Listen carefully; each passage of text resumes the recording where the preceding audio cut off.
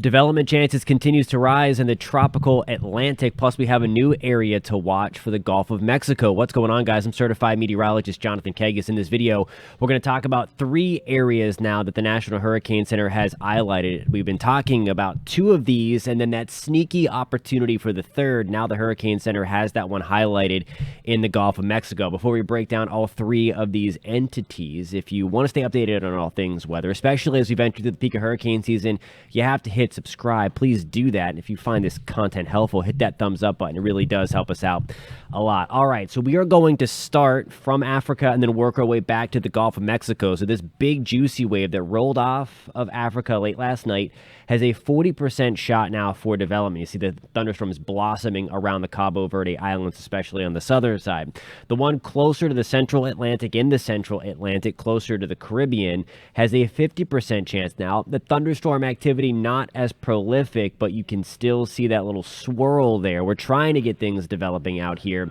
Both of these are still well included, well bound in the intertropical convergence zone, that monsoon trough out there.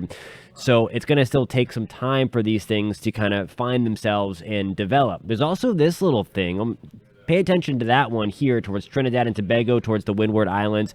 Not currently highlighted, but some modeling does develop this out in the Central Caribbean. More on that in a second as well.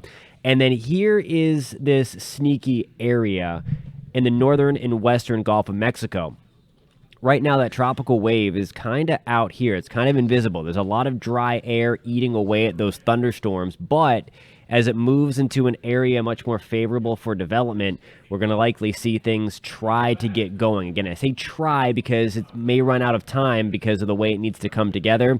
Nonetheless, something to pay very close attention to with how warm and how crazy good this environment looks in the Gulf of Mexico by the time that wave gets here.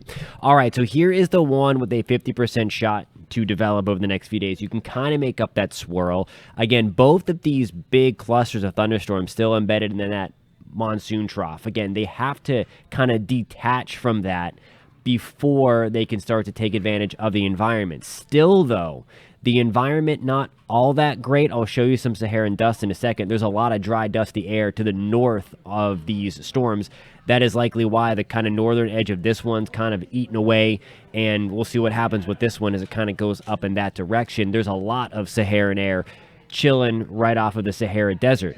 Look how well defined, though, this wave is around the Cabo Verde Islands. Again, we have thunderstorms blossoming. There's a couple of little centers in here. So again, there's some uncertainty as to how this comes together because it's going to be fighting off some dry air, and they're trying, the centers inside of the storm anyway, are trying to become the dominant one for development, eventual development anyway. So we're going to watch that closely. Now here are some of the forecast models, and this is the GFS, and this is the one that I'm going to lean towards in the short term because the European has been extremely aggressive with development lately. We've talked about that in previous videos, but nonetheless, here is this big strung out vorticity, this big strung out like a string bean kind of thing here. Again, when you're looking for development, it's likely a consolidated red ball there. Watch what happens, though, as I set this into motion. Again, the time is at the top of your screen here, August 16th. And then all of a sudden, we start to get one area here. That is that leading wave that I showed you that has that 50% shot. And then here's the trailing one that just rolled off of Africa. So the GFS develops both of these here over the coming days. Note the time, that's August 19th. So by August 19th, we conceivably could have 2 named storms by the time, again, we get towards the end of this week and really through the end of the weekend. Notice this here, too, though. There's another little piece of that monsoon trough that breaks off, and then GFS wants a little something towards the Windward Islands.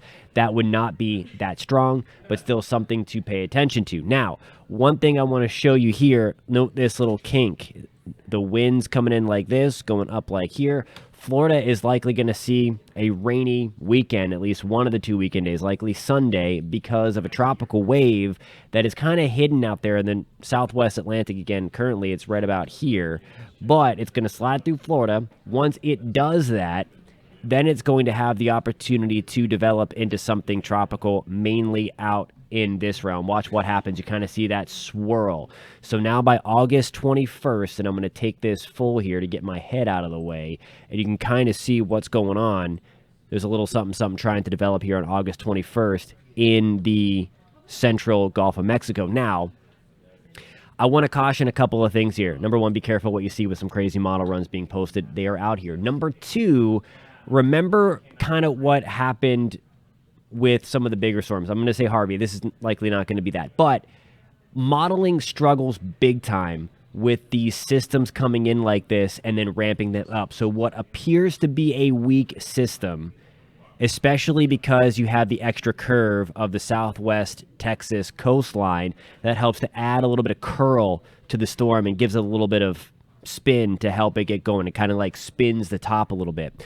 So anytime you get some kind of tropical wave in here, especially with limited wind shear, which there will be, and very warm waters, you have to pay close attention. Again, the jury's still out on this, but just, again, heads up anywhere from extreme southwest Louisiana into Texas. We've talked about this when we called this one a sneaky storm, not because to CYA, as some people have said in the comments, but because it's kind of hidden right here and being eaten by some drier air. But that wave is still there. Now, the Euro is much more aggressive on most of these waves. Same kind of deal here, strung out.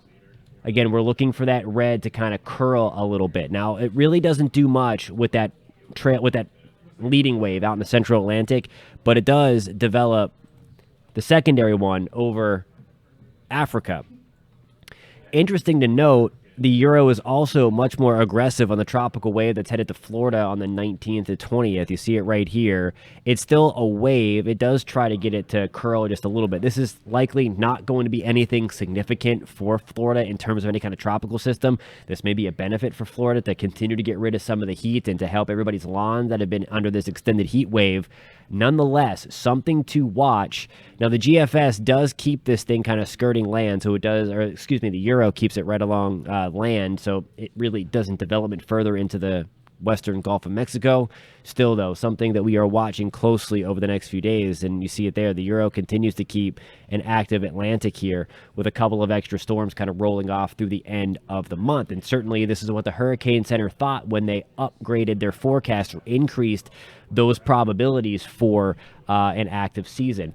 I want to show you now a couple of the ensembles, and I'm going to start with the European. And if you're just finding us for the first time, you know I like to look at ensemble forecast.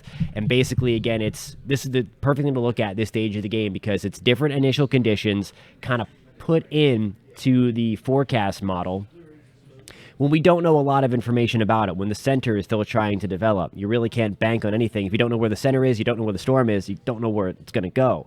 But we can put different initial conditions into the model, and then we get a spread here of plausible solutions. So that's what there's doing. There's 51 members here in the European ensemble.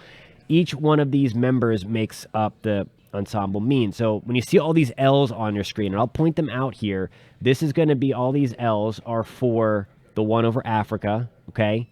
These L's here are for the one over the central Atlantic right now, east of the Caribbean. And then this one here in the Gulf of Mexico is the one that is kind of hidden in the Bahamas right now, or will be hidden in the Bahamas over the next couple of days. If you were with me earlier this week when I showed you these, when we were talking about the potential for this to develop, there weren't as many L's here. Certainly the European was the much more aggressive system, but still wasn't even this aggressive. And I do want to be clear, the Euro here does not show anything too terribly strong. We're talking about pressures down to 995, I believe, is the strongest on here. Lower the pressure, stronger the storm. But again, I caution that modeling is going to struggle at this stage in the game, especially when this thing is just like a naked tropical wave right now. GFS kind of has the same story. There is still limited support on the GFS. It has certainly been the less aggressive model, and it has been the more correct model to date.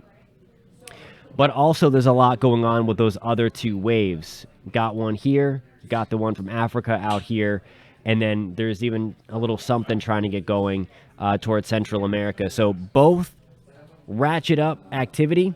Again, this is something that is to be expected. This is the latter stages of August. This is the peak of hurricane season. So it's something we're going to watch. With all of that said, Neither of these are slam dunks. Again, we saw 2 red areas a couple of weeks ago highlighted by the Hurricane Center. 2 percentages of development, over 80%, not coming to fruition because of dry air, because of stable air. We'll have to see what happens here, but there is still a ton of dry air. Now, the Saharan dust is not the end-all, be-all. There's also sinking air in this part of the world. When air sinks, it kind of dries out, it warms up, it inhibits thunderstorm development. You need to have thunderstorms to eventually form a tropical cyclone, a tropical system. But you see it right here. There is dry air. It doesn't completely not allow storms to develop by any means, but we certainly like when it's there because as those storms ingest that drier air, it does help things out a little bit. Alrighty, guys, if you found this video helpful, this is something that we are going to watch very, very closely over the next few days. Of course, we were doing that anyway because this is the peak of hurricane season, but certainly we have 3 areas to watch. If you have any questions, comments, post those in the comment section for me. And again, if you found this video helpful and want to stay updated not only on these 3 ways, but everything tropical related, everything weather related, you've come to the right place. Please hit subscribe. If you happen to find this video helpful, hit that thumbs up button. It really does help us out a lot. And we will catch you next time.